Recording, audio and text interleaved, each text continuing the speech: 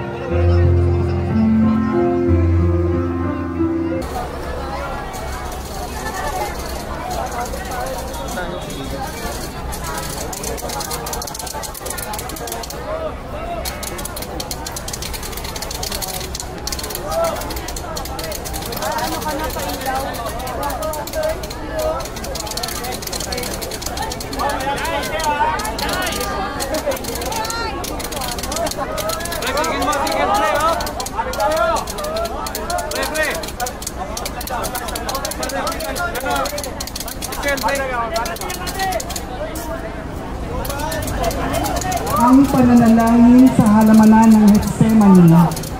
Pagbasa mula kay San Mateo. Nang magkagayoy, dumating si Jesus na kasama sila sa isang dako na tinatawag na Getsemani at sinabi sa kanyang mga alagad, "Magsiupo kayo rito, samantalang ako'y pumaparoon doon at manalangin." At kanyang isinama si Pedro at ang dalawang anak na si Zebedee at nagpasimula siyang namanglaw at ng lumong totoo. Nang magkagayoy, sinabi niya sa kanila, "Namamanglaw na lubha ang kaluluwa ko hanggang sa kamatayan. Mga tira kayo rito at makipagpuyat sa akin."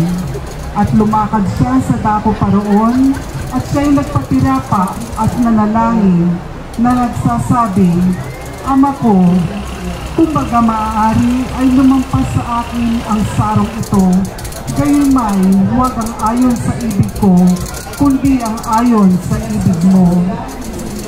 Panginoong Jesucristo, nanalangin sa halamanan ng Getsemani, maawa ka sa amin.